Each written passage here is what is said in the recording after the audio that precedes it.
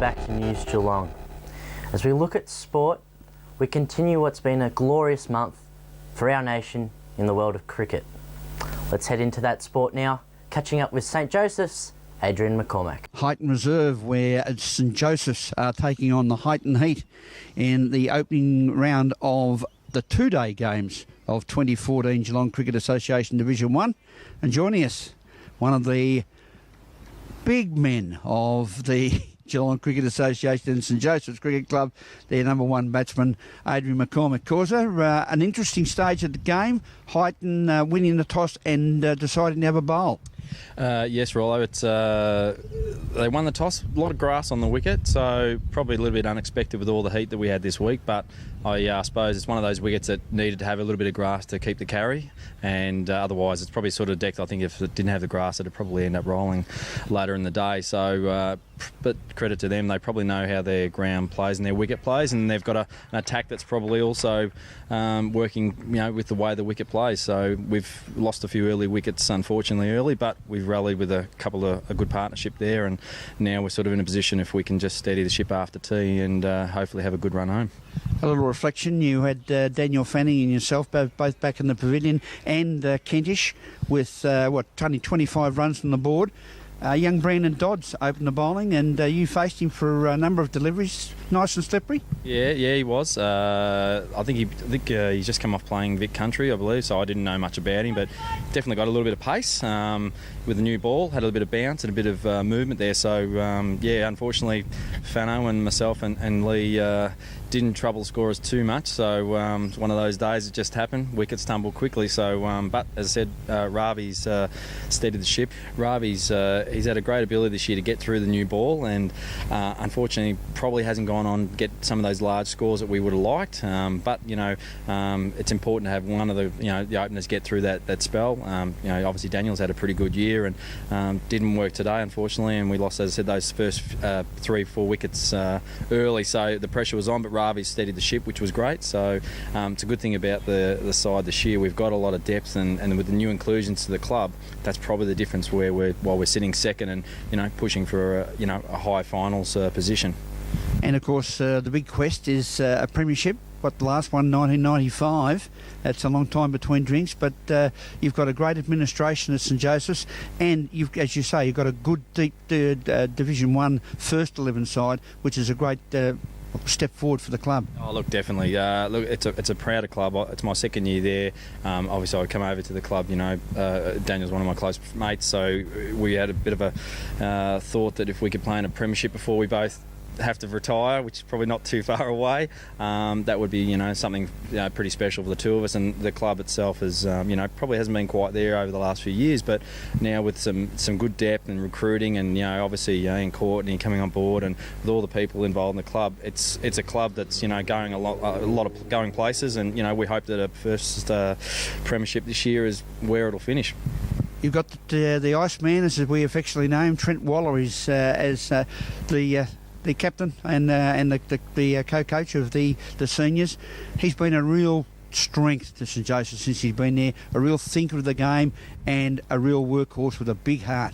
Look, definitely, Ice is a great experience, says it all. He's played at Geelong, taken I think he's got 200, 300 wickets at in district cricket, so that says it all pretty much. Quality player, quality leader, speaks well, leads from the front, and that's what we've been looking for. And with Lee Kentish coming on this board too, who's played Vic Country and also a quality player, and the two of them are working really well together.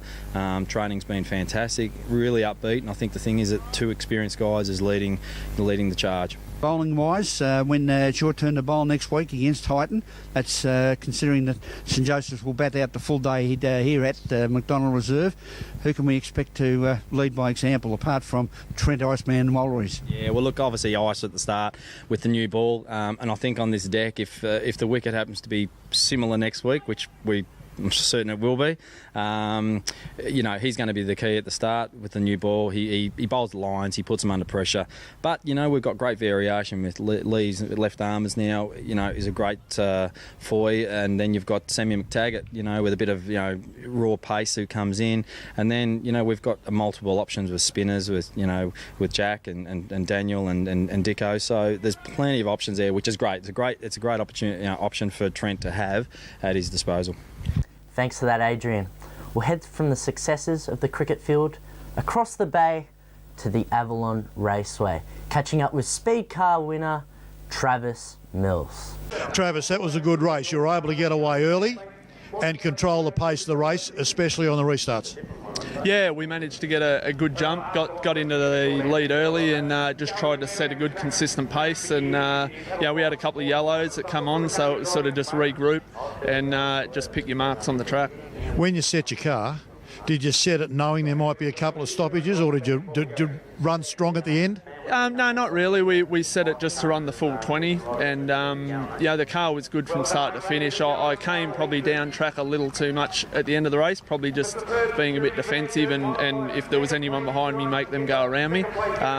It was definitely smoother up top, but yeah, the car was pretty good to run anywhere.